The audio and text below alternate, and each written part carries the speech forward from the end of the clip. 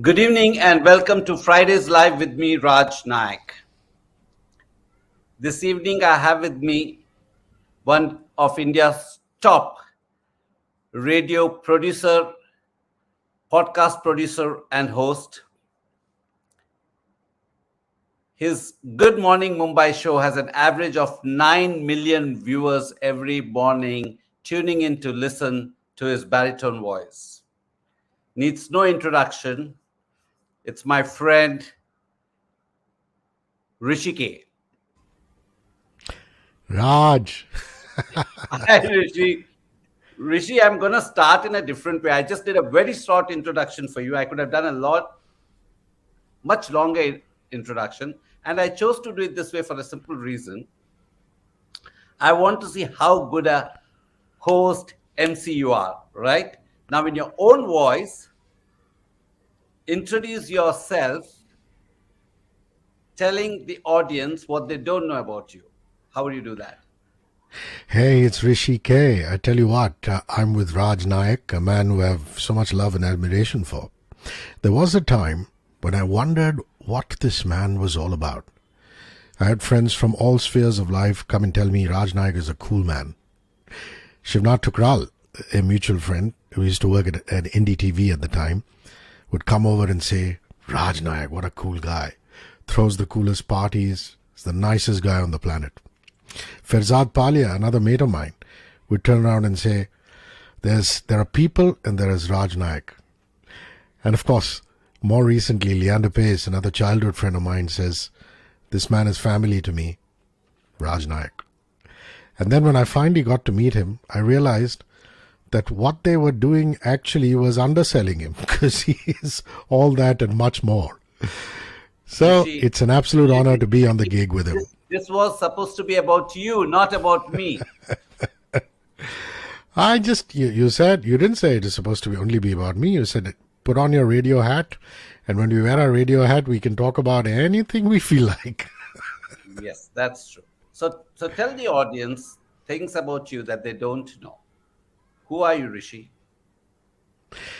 I'm a guy I'm a low profile man caught in a high profile profession. I'd just like to be cocooned with my wife and two little girls. Home is not only where the heart is, the soul is, the mind is, the body is. And actually, one of the reasons I got into radio is because I thought I'd hide behind a veil with only my voice being the mystery element. But lo and behold, it's not a pure audio medium anymore. The cameras are out. There's Facebook, there's Instagram, there's Twitter. So I've also had to adapt, Raj. Much as you yourself have adapted and had so many roles, both as a top management person, starting off in sales. Look at you now, a broadcaster. So yeah, that's what I really am. I think that would describe it in a line or a paragraph. Yeah. Interesting you mentioned your wife and daughters. And, I happened to see your Instagram because I follow you. And you wrote Tiara's and Ira's father. Why didn't you write Archel's husband? That's a very, very important point, and you're going to Well, get are me you going to caught be the now. doghouse tonight? The moment I get out of my studio door, there's going to be trouble, Raj Nayak. Little did I know. I think amongst the various roles that life has given me, you know what it is, very Shakespearean, I know. The 7 ages of man. We're all put on this planet. I know you have so much love for your mother. I mean, so many pictures that I've seen of you doting on your mother. God bless her. I know that, Sagri and yourself have such a wonderful relationship. Your elegant wife, I've met her. When you speak of your daughters, I see the pride. And of course, everybody knows how good you are at your work. It has been eulogized by many. Likewise, I have worn many hats. Radio presenter, then when the internet boom happened, podcaster,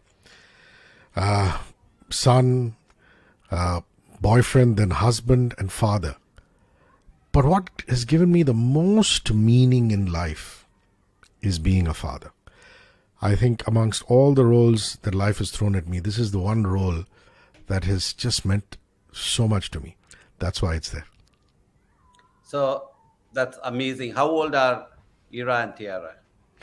Well, Tiara is 9 and Ira is 2. So Okay. that's where they're at now. Yeah, you mentioned something, in the conversation you mentioned home is where the heart is. And I remember when my daughter was studying at UCLA and she wrote a blog saying home is where the heart is because she was in a very difficult situation. I mean, all her friends had left Mumbai and they were either studying abroad or doing working abroad, whatever. And the only thing that she had to come back home was because she had her parents and her sibling here, and she was torn. She was torn between what should she really call her home, and she had written a very nice blog, so that reminded me. Are you frozen by any chance? Yeah, I don't know why I'm frozen, but can you hear me? I can hear you, and you got a lovely face, so it doesn't matter as long as the face is there. It's fine. As long as your face is there, it's fine. You want me to leave the studio and come back? Does that help? Or can we just continue? We can continue. I mean, of Yeah, course, I would like to see your expressions, but you want to give it a try. It doesn't matter. yeah. This is a non-commercial show, so we can do what we I know. want. It's our show. 30 seconds. Let me leave and come back. Yeah. Yeah, yeah.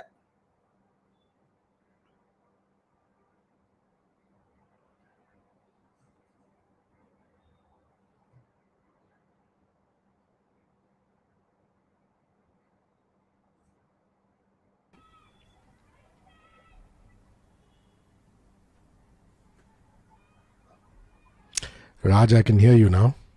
But I can't see you now. You You want never to try again? You want to try again? Rishi, you want to try again? Yep.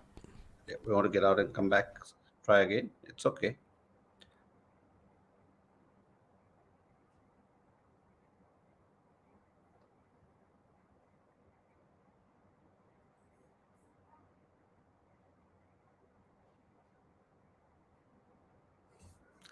I There think you are, my we're friend. in There you business. are. There you are. And this is technology and it's fine. It's okay. And a lot of people told me, Raj, why don't you edit your pre-record it and edit it and you can make it so classy? You're from the media and entertainment industry, you should put out a slick show. And I said, no, that's the beauty of it. Go live, the adrenaline rush of going live, the feeling of all these problems, right? Technology and things like that. And it's fun. You have the world is moving towards being more authentic, and that's what True this show that. is about. True that. And that's what live radio has always done for me. Uh, Podcasting is a different animal. You package it, produce it, you put it online and things like that. But the magic of live radio, when you're giving a traffic update and a weather update and what's happening and playing a favorite record, is just so beautifully in the moment. You know what they say, Raj? They say that the reason people meditate, whether they chant a mantra or whether they do the rosary, the beads, or they concentrate on their breath, is to attain present moment awareness, so that you do not think of the past and the future but be in the moment. And that's what being on the mic on a radio program does for me. That's why Yeah. it makes me happy, because I'm just in the moment. So tell me, how did you decide to become a radio host? I mean, what's the story behind that? You know something, in my community, the Tambrams, you're supposed to study, get a degree, get a post-graduation, get a doctorate. So in a lot of ways, I was the black sheep of the family, but now everybody's, of course, incredibly proud of the success that I've achieved. I started off being a tennis player, actually. I represented sub-junior and junior, at the junior and sub-junior level, the West Bengal tennis team. And that team in those days in Calcutta had the illustrious Leander Paes and yours truly. And, like I always say, the one thing that Leander Paes had, which set him apart from everybody else, was the sheer discipline. Even today, you know that, Raj, you're a very dear friend of his. He doesn't drink, he doesn't let himself go, which normally, most young people do. I continued, and unfortunately for me, just after my 10th standard, I had a very nasty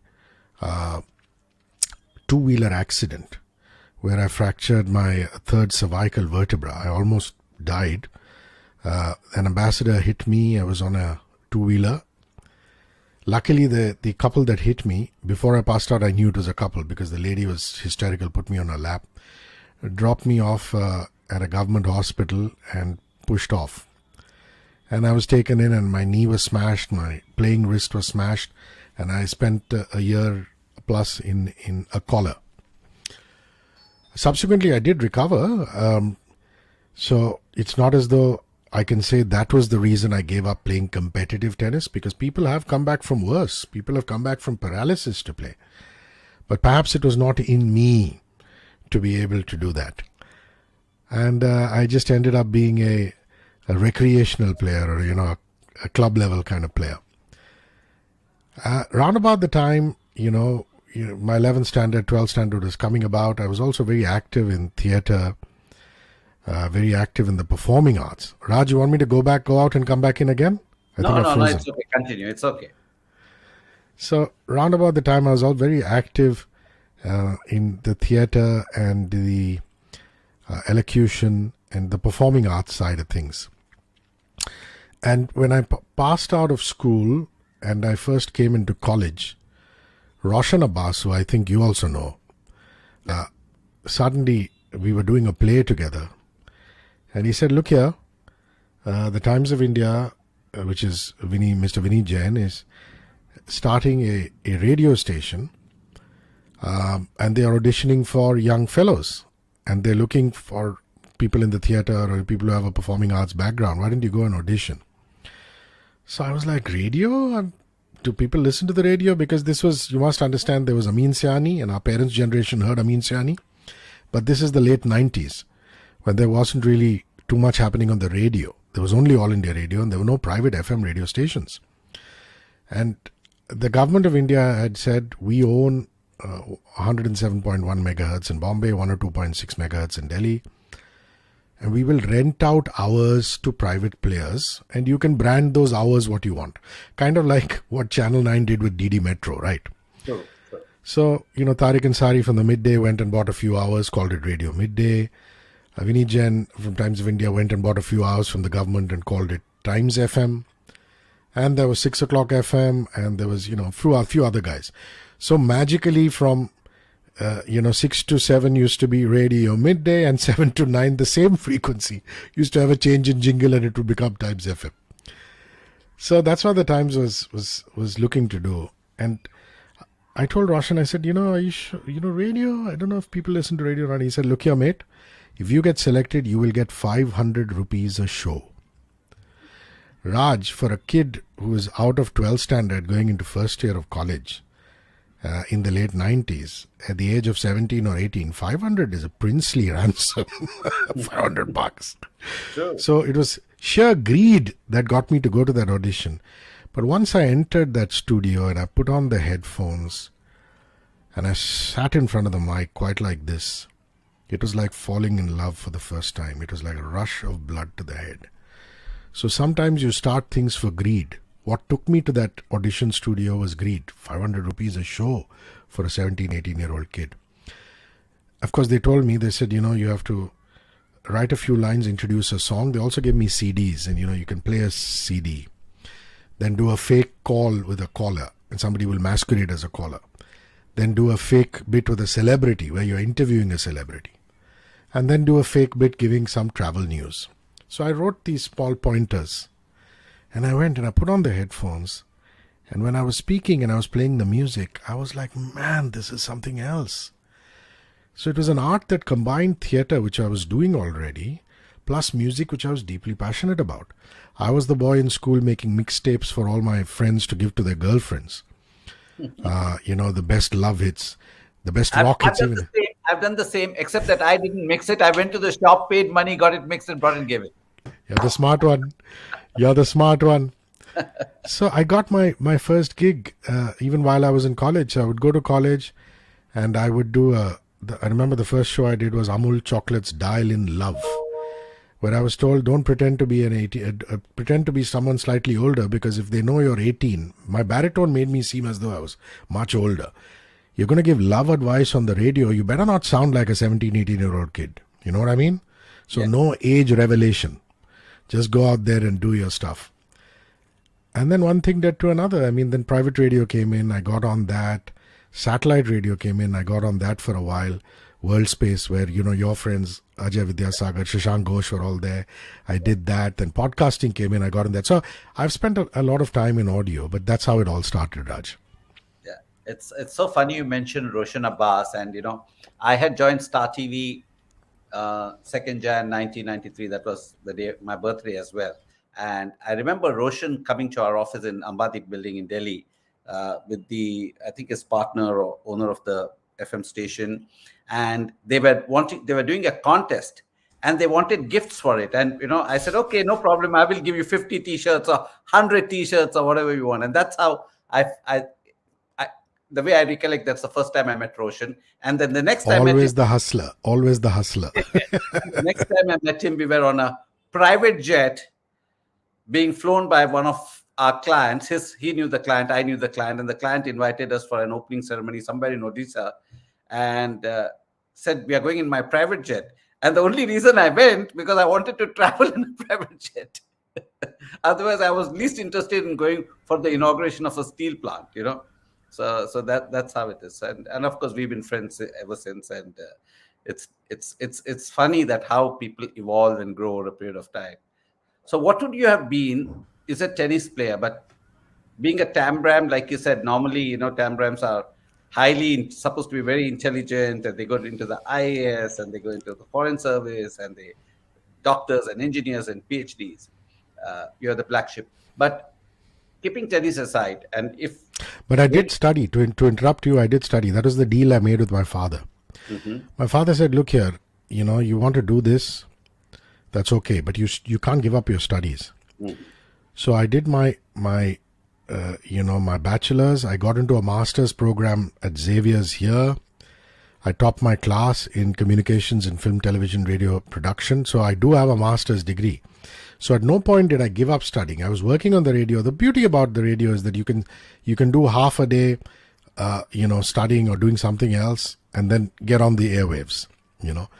Of course, when you become a producer of the show yourself, which is what I do, which is I direct the show myself, then it involves more time. But back in the day, you were just a presenter. So I never ended up giving up my studies. But you're right, Tambrams, you do a survey of the Tambrams in NASA and, all these high-tech companies in the US, it'll be a very high percentage. Yeah. No, but if radio hadn't happened to you, what do you think you would have become? What would you have pursued? I know you were doing theater. I would have gone to the National School of Drama, and I was very fascinated by the theater. I still am. I love going to Prithvi, watching performances. Some of my closest friends are theater people, and that really, really appealed to me. I would have perhaps gone to the National School of Drama. Those were glory days of the National School of Drama when Ibrahim Al-Qazi and all these great people were there. And English theatre itself had a very, very wonderful, rich history. Still does, but that would have been my natural progression. I think I would have got into theatre, been acting, then directing, then writing, and have had my own theatre group. That was always the plan. But did you at any time think that you could do both? No, it's just not possible. I'll tell you why. Theatre might be a weekend performance-oriented art. People might say, I've got a Saturday performance and a Sunday performance, but they still get together at least twice a week or 4 times a week to rehearse that particular play. And I was not in a position, especially now when I'm doing daily radio, 5 hours a day, long sessions. I don't talk for 5 continuous hours. I mean, you play music, you talk, then you play some more music, but they're still long 5-hour sessions. And post you getting off the air, you're sitting and planning the next day. Some people can't make it live the next day, especially the movie stars, so they will show up for a recorded interview. You're constantly organizing news bites and things like that. I would never be able to rehearse to be able to even do weekend theatre. So I was very clear at that point. And by the more I started doing radio, Raj, I think I grew passionately in love and even obsessively in love with it. There came a very, very critical time in radio. I remember it was the early 2000s. Sushma Swaraj had become Information and Broadcasting Minister, and all of a sudden they decided that they will throw out the tenants of All India Radio. Of course, the grand master plan was to invite tenders and actually have frequencies, which has become the private radio of today. But in literally the matter of weeks, All India Radio sent notices to Times FM, to Radio Midday, and all their tenants saying, vacate. We're going back to All India Radio. We're not going to be leasing out ours. And all the people who were working at that point of time went and got themselves alternate professions. Brian Tellis was doing radio with me. He went away and formed Fountainhead. He got into events. Erica was working with me. She went to Channel V and she joined and she got into television. Cyrus Brocha was working for another frequency around about that time, had already started doing some TV, so he got into anchoring. Nikhil Chinnappa was working with Radio Midday in Bangalore, again on these leased hours, went on and started doing television. Roshan went and formed Encompass. They all got alternate careers. I said, no, I'm going to stay on and do radio. And my parents thought I'd lost my mind. They said, what radio? I said, I'll go back to All India Radio. I've already spoken to somebody and I'll work at the All India Radio English department. And my father was like, you're going to go back to 500 rupees an hour? I said, no, but I'm passionate about it. I want to do that. So Raj, when everybody left radio, I stayed on and I went back and worked at All India Radio because that's the only FM that was available. Luckily for me, the television boom happened.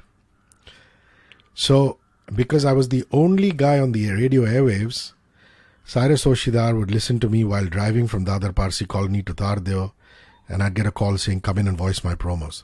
Shashank Ghosh would be driving from Versova to Lakdawala bungalow in car, and he'd call me and say, what is this voice? Come and voice my promos. Rohit Khanna, who was doing the India show, would call me and say, what are you doing? Show up at NDTV, do some voiceovers for me. So all of a sudden television blew up. Tarun and Samir would call and say, get to Sangraj Ka house or get to Masterpiece. Let's do voiceover sessions. So, it works out, Raj. I stood with my passion and I said, I will continue doing radio. And because I was the only guy who stayed on and all the doyens like Roshan and Brian left, and if you're good at what you do, obviously, I was heard. And all these people are listening to me and they just kept calling me for voiceovers. And I built a bustling voiceover career. If you ask me, I bought my first house because of voiceovers, not radio. But, that's the moral of the story.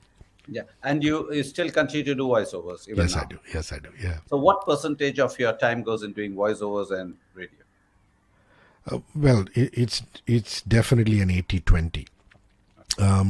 Voiceovers, again, it's wonderful that it's all taped. There's nothing known as a live voiceover.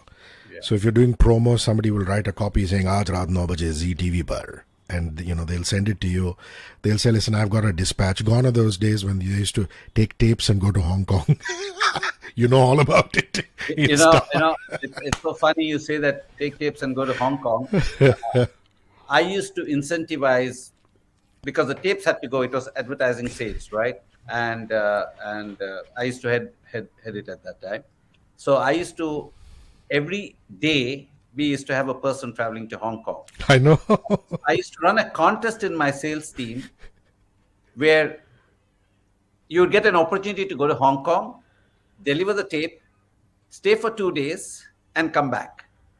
And over a period of time, it became a thing in the whole organization. So people would put in their names, and everybody would get a free trip to Hong Kong. They're shopping and come back. I mean, it's so funny that, unbelievable. That's how life was, right? Even in Doordarshan, I remember Pranay telling me that they used to run with the tape half an hour before World This Week is to be telecast. And sometimes the guy used to go on the scooter and deliver the tape and uplink it and things like that. So it's so I used to get frantic calls saying, reach Masterpiece, tape has to leave. And when World and Movie started out of Hong Kong, they used to direct me. The voiceover was done from here. They used to direct me on the phone. Likewise, with Cartoon Network and Turner, I used to go to Worley, and Arnab, who's no more, who used to be in Yeah. Shashank's promo team, who went to Turner after that. Uh, so, if you ask me what I'm doing right now, is I'm on the air from 7 to 12, and because I produce my show, from 12 to about 6, we're working on the next day. So, like you and I both know, movie stars will not show up at 9 a.m. for an interview. So, for example, if the Fame game is releasing today, the previous evening, the Madhurian team will say, listen, we'll visit you at 5 in the evening or 4 in the evening so that you play the interview out on a premiere day in the morning. Because I do the breakfast show, which is the drive time show. Unlike television, where the prime time is night, which is why Big Boss and Kaun Banega Crorepati, everything happens at night. In radio, prime time is morning because people Right. drive.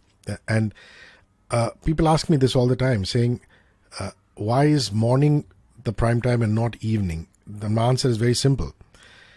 India is a strange country. They all insist that you punch in to work at 10 o'clock in the morning, but they don't care what time you leave. So Raj Nayak might leave work at 6, Hrishikesh Kannan might leave work at 7, Sagri might leave work at 8. But in the morning, all of us have to punch in at 10 in the morning, which is why all the senior presenters get a dedicated stream of audience punching in at 10 in the morning. Jitu Raj, Malishka, Hrishikesh, so that's how radio works, just for an insight for people. So I will finish, and by 6 o'clock, then I will look and say, okay, promo to be sent to Sony Live, ad film to be voiced for Akash Bhatia, live session with Raj Nayak at 7 o'clock. So let's say because I've got a studio at home, the evening 6 p.m. onwards till about 9:30 is devoted to voiceovers. And everybody knows that if you've got a promo dispatch in the morning, you send the voiceover to Rishi by the afternoon, you'll get it in the evening or you'll get it in the night. So it's all very, very structured, and digital is wonderful. Gone are the days of us having to rush to famous studios or Octavius to do ad films, rush to, Continental Building in Worli or Masterpiece to do I mean, sit at your home promos. and you do it and you send it. You just mail a full broadcast wave file. So it So works. you have I mean, I presume right now you're at studio at home, right? That's right. That's right. So how much time do you spend with your kids in all this? Do you take Yeah. a So day off? Do you take a day off? I don't work Saturday, Sundays, Raj. Okay. Okay. I don't work Saturday, Sundays. It's just completely with them. And the great part about working from home, the pandemic, people say, has been very tough. Yes, it has been. All of us took pay cuts. A lot of us lost our jobs. But it was just wonderful to be able to open this door and have lunch with them, get back to work, have tea with them, get back to work, have dinner with them, get back to work. So it's really been wonderful. And with the elder one, with Tiara, I missed a few milestones, Raj, because I was always in Parel, because that's where the radio station was through the day. But with the younger one, the first word, the first walk, everything I've been around. So even the pandemic has had its, I mean, we've all suffered, and no disrespect to people who haven't even had a roof over their heads, but you've got to look at the silver lining, isn't it? True. Yeah, a lot of people went through a lot of. I mean, I wish it could have been avoided, but yeah, we all have been through it. You just mentioned film stars won't come in the morning. They'll have to shoot either in the evening or one day earlier, whatever, according to their convenience. And almost everybody comes on your show. I noticed that almost everybody. I don't think of movie releases without being on your show. So, quick question for you: some anecdotes or some funny moments from any of these interactions that you had? Of course. Raj, to me, sorry, I mean, it's just my Tambram genes. I'm in awe of writers and intellectuals. So no disrespect to Madhuri and Alia and Ranveer and all these wonderful actors. But to me, I get a chill down the spine and I feel respect and awe for the intellectuals.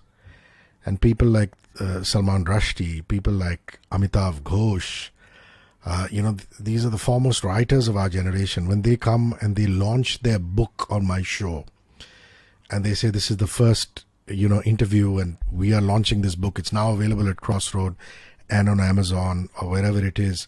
It's a matter of great pride for me. And I'm also associated with the Tata Lit Life, which is the late Anil Dharkar's literature festival.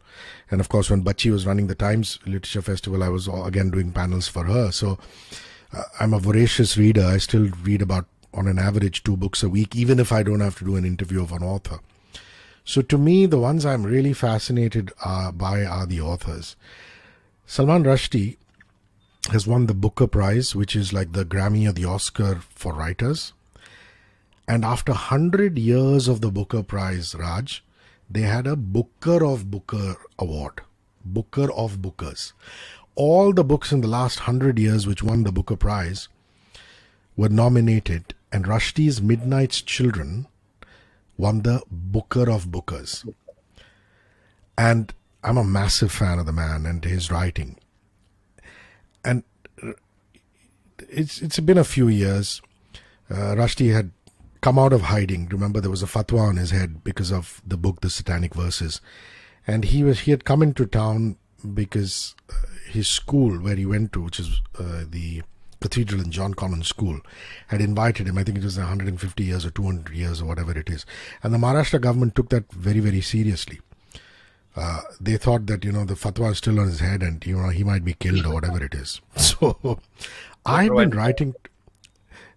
been writing to him for a while, on email, writing to his publisher, to him saying, whenever he's in India, we should do it, because this is pre-Zoom era. Now I can just say, let's do a Zoom.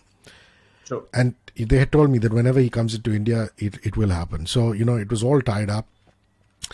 A day before he comes in, a cop van comes in. They come around with sniffer dogs. They check the whole area. And they say, okay, tomorrow morning, 9 to 10 is his interview. 9 to 10, only employees will be allowed. So people will have to show their card.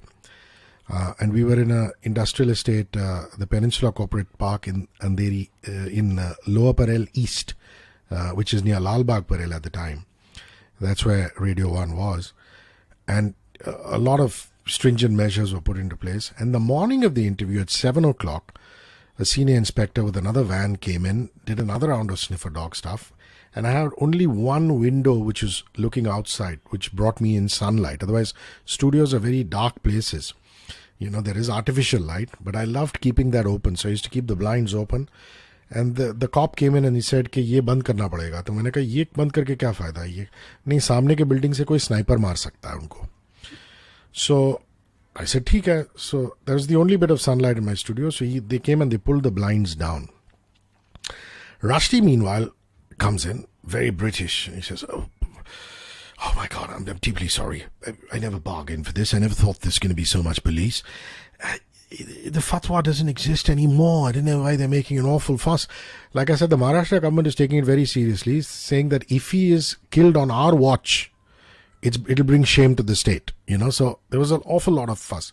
And they'd shut the doors of the industrial estate at the Peninsula Corporate Park. And then he came in and he says, it's awfully dark in here, isn't it? I said, Salman, that's because your security detail pulled the blinds down. We get nice sunlight through this window. I really apologize. I'm really sorry. And he started climbing up on the ledge to open the blinds. And I said, look here, I have an assistant. Just hang on. I got my assistant to climb up and do it. That's not the fun part. This is where I'm coming to the fun part. Yeah. Now, India radio has very serious censorship laws. You can't say the F word. You can't say the B word. You can't say bastard. And I presumed he knew that. But obviously he didn't. Because he starts a conversation with me and he said, I said, is there anything that I shouldn't talk about? He said, no problem at all. And, I honestly asked him about Padma Lakshmi and he said, oh, you don't know the other side.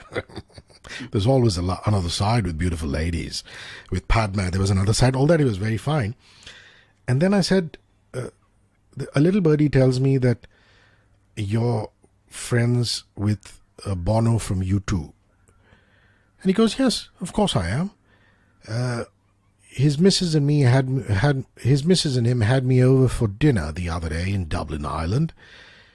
But unfortunately, on the table, there was an old fussy bastard called Van Morrison. And my jaw dropped to the floor. And he said it in a very nonchalant manner, you know.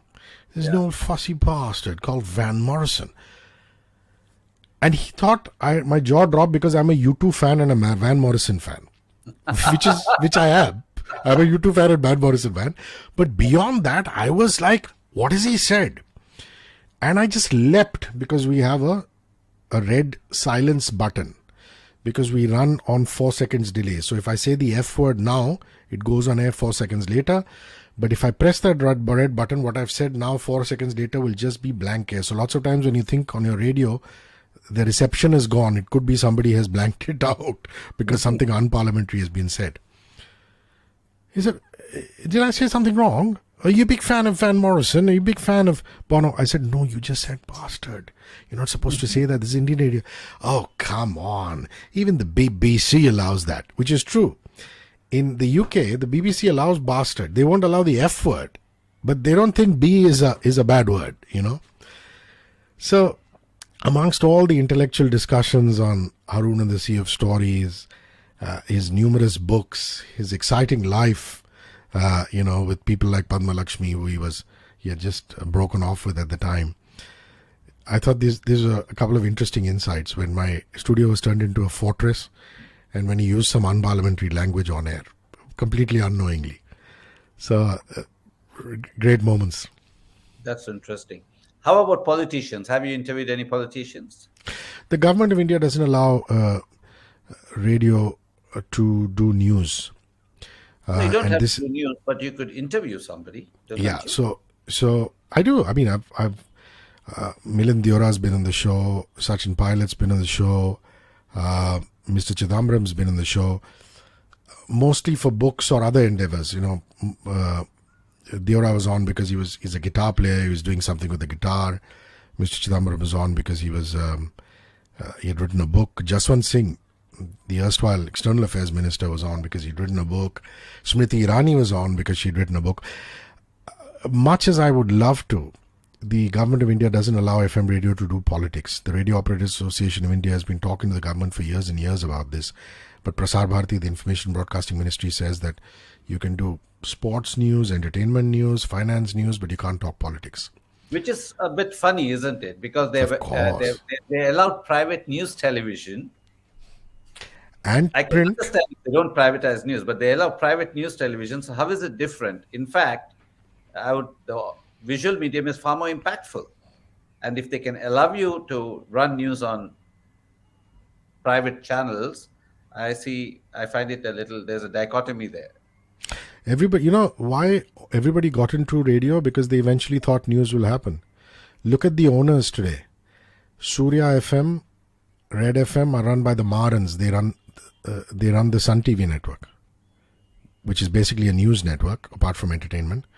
Vinny Jain, who owns the Times of India, runs the Mirchi radio station. Jagran, who owns the Midday, runs Radio City. Mr. Puri, who used to run Aaj Tak and Headlines Today, at one point in time, we used to run a station called Meow FM. He also was owner of Red FM. He sold.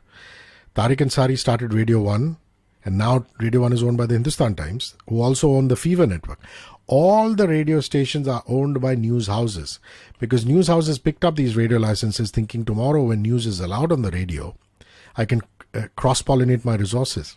A reporter who's outside Mantralaya reporting a fire can also be on the phone with Hrishikesh saying the fire is on in Mantralaya. You know? But unfortunately, that has not happened. I don't know whether it's fear because it doesn't have anything to do with one particular government, Raj. When the Congress was in power, yeah. No, but what can the fear be there? Because you have, I don't know, the last count I know, there must be more than, in regional languages and Hindi and English and everything, more than 50 or 60 or even more news channels in this country. Maybe 100 news channels, right? True. So if they can all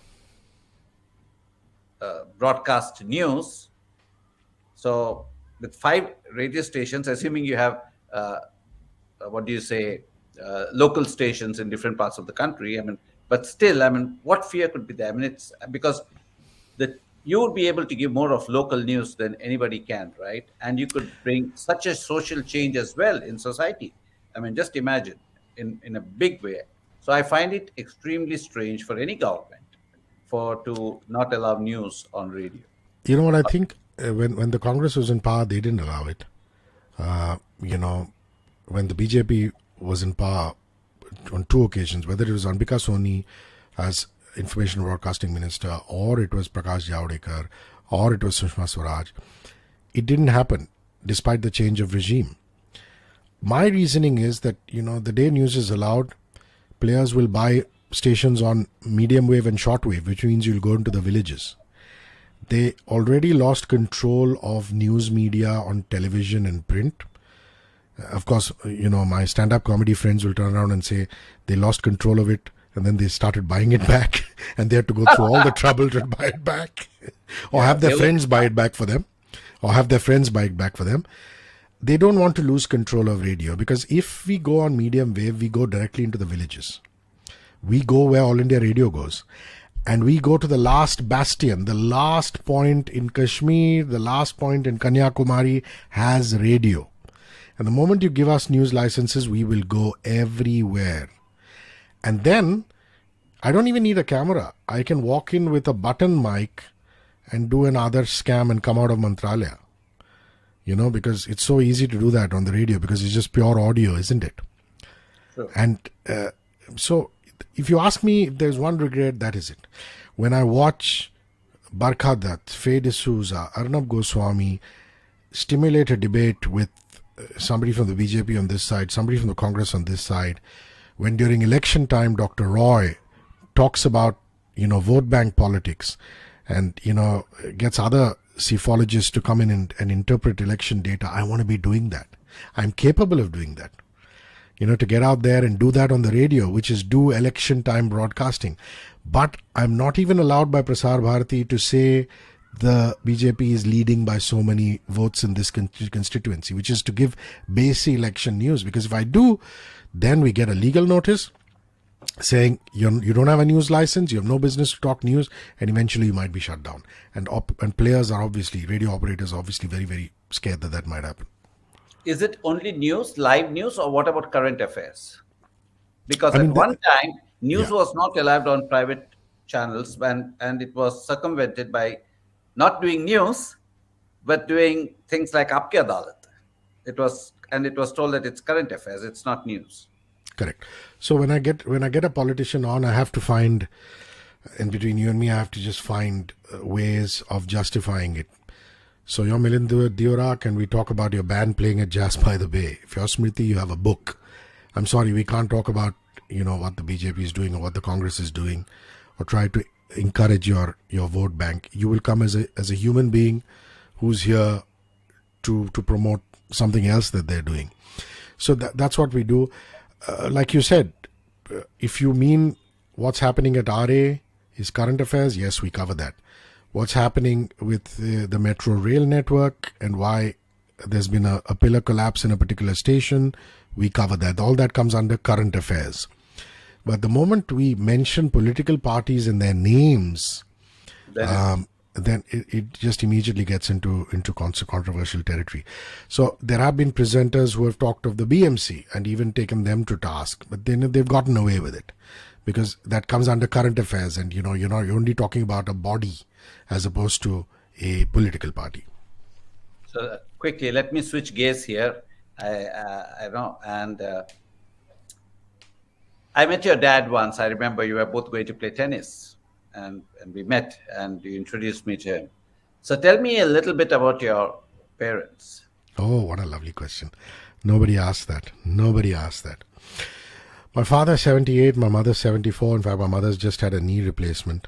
She's been very brave. So she's learning to walk again. Like they say, a knee replacement means a parent has to walk again. Obsessed with tennis. My father's been to all the 4 Grand Slams. He still cuts out tennis coaching lessons, Stan Smith, in, where he finds it. On the internet, he bookmarks copies. If it's the US Open, he's up till late in the night watching. If it's Australia, he's watching it.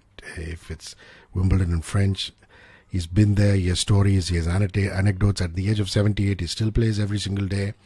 They now have retired and moved to Bangalore. And he has a wonderful clique of 70 plus people, a few younger people, who also are in the group, and they play tennis regularly. My mother too. But they were both very, very highly qualified people. My mother retired as the director of the CII, the Confederation of Indian Industry. She is a BSc, MSc Physics. Then she did a diploma in small-scale industries from Rotterdam, diploma in large-scale industries from Washington. My father is an engineer. He's an MBA. He retired as the vice president of L&T, Larsen& Toubro Limited. The Danish multinational company.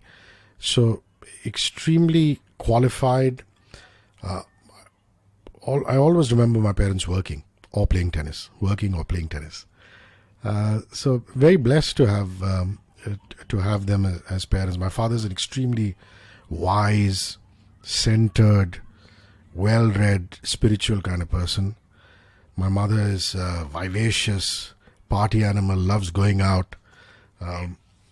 They always say that my behavior and my nature resembles my father. My mother's nature and behavior resembles my brother, vice versa. My brother resembles my mother. But I look like my mother, and my brother looks like my father. So this is the paradox of nature. Only one sibling, is it?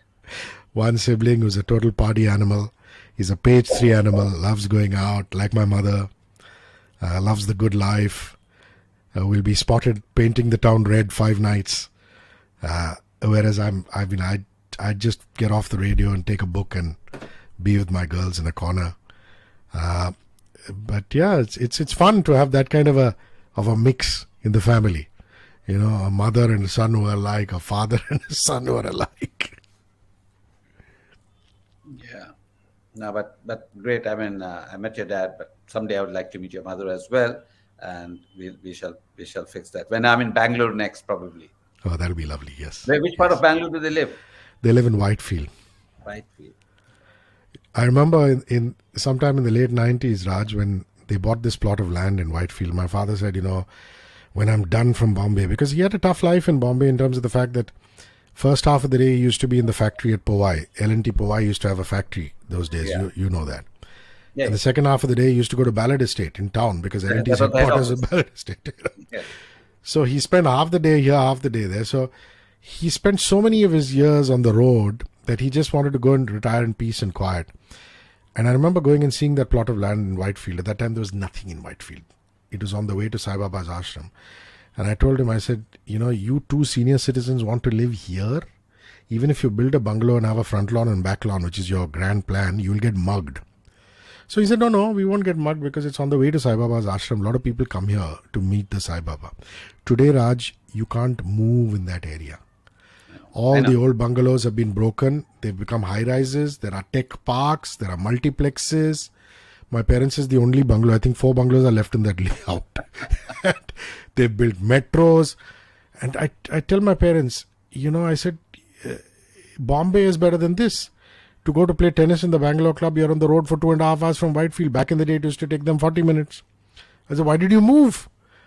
That is the pace, the rapid pace with which indiscriminate development has taken place. That end of the 90s, it used to be a solitary bungalow, and I thought, my God, they're going to get mugged. And today, there's no place to escape because there's people and just buildings. Yeah. I remember way back in late 80s and early 90s, the only people who were in Whitefield was Brook Bond. Brook Bond had built like a White House, Correct. And that was the only building standing in the middle of Whitefield, and then there was empty patches and then some old bungalows that were there. Now it's a city.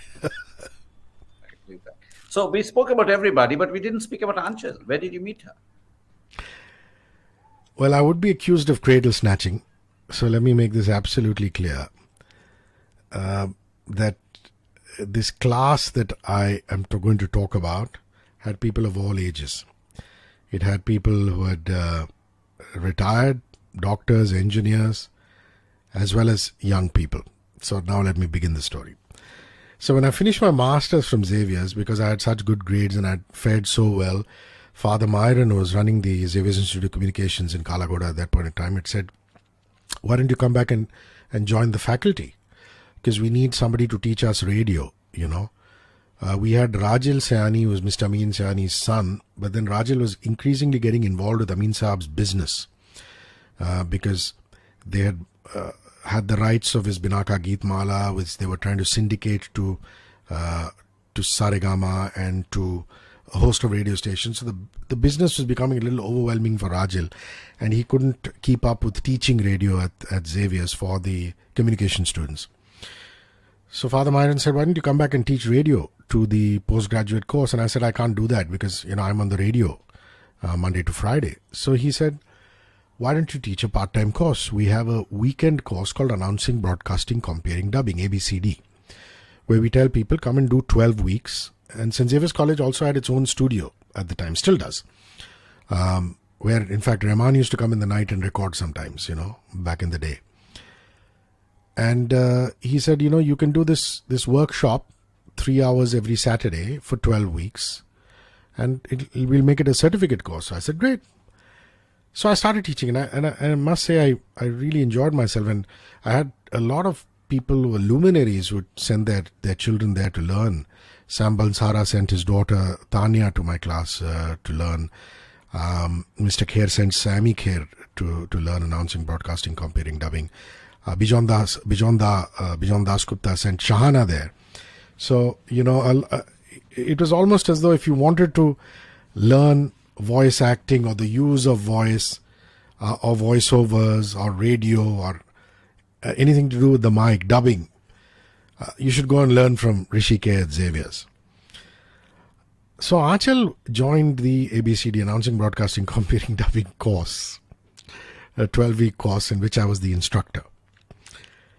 And you'd be surprised that the 12 weeks that I taught her, we never interacted much, Raj. We never did. It was a pure student-teacher relationship because I would teach my class and I would run. That's it. I would be, it was a Saturday. I was young. I was a bachelor. I'd just gotten out of postgrad and I'd come back to teach. So I was a young teacher. I'd finish my classes, 3 to 7, and then go to Bandra, meet Leander, meet somebody else, sometimes go out partying, things like that. So I had a very different life. So the course got over, and all my students knew that if you needed some help, you can just call Hrishikesh and he'll always try and do the best he can. And one fine day, my phone rings. And, I used to have those big, ugly, large mobile phones, the first ones, Hutchison SR kind of thing. So such an irritant. Most of them I never used to pick it up, but one of those days that I picked up. And she said, my name is Archel. I was in your class.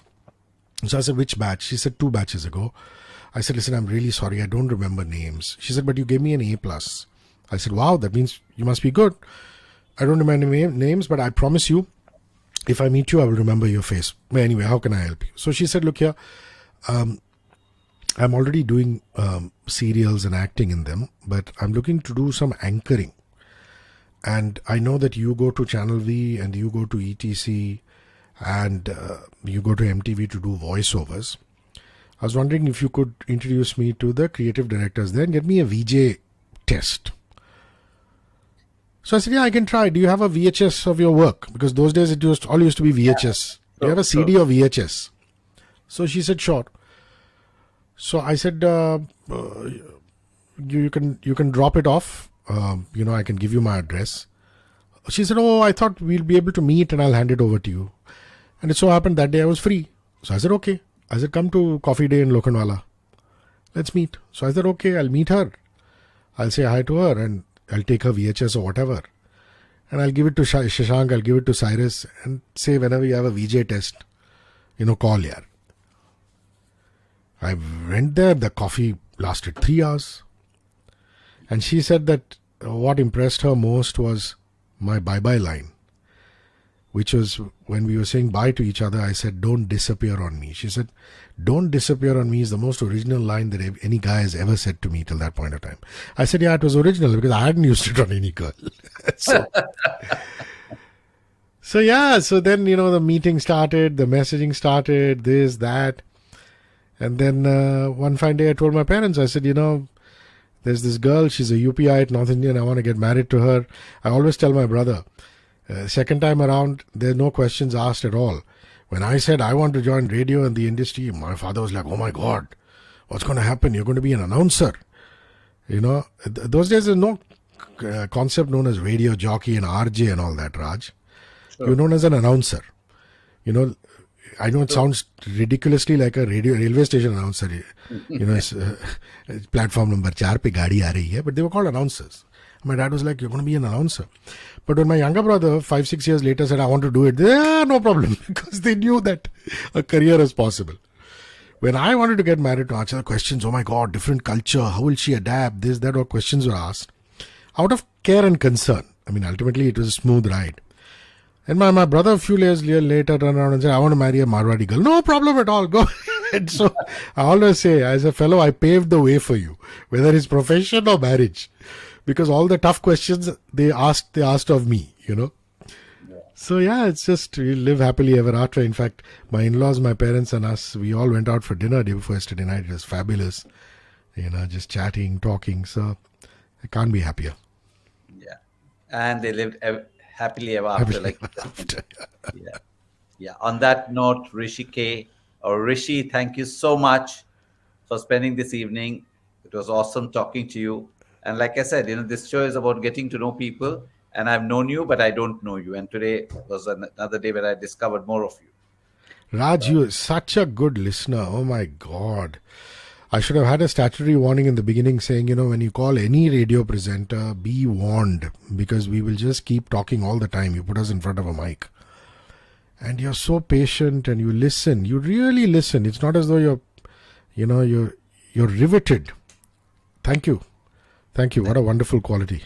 Yeah, thank you so much. And before you leave, if there are many people out there who want to be the next Hrishikesh, right? I mean, if there's a message you'd like to give them, what would it be? If you love music dearly, and if you love speaking on a microphone, and you're aware of current affairs, whether it's entertainment, sport, anything, there's only one thing that combines all of that, and that's radio. And now, what is a podcast? It is a digital radio show. That's what it is. It's just a fancier way.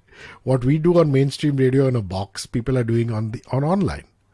So try radio, try podcasting. They will change your lives. Thank you so much. And you are listening to Hrishikesh, the most happening radio podcast producer and host. And it was a wonderful evening. Have a happy Friday.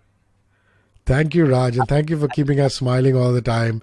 And a happy weekend. Best luck to you and the House of Cheer and everything you do. Much love. Thank you so much. Thank you, Rishi. Thank you so much.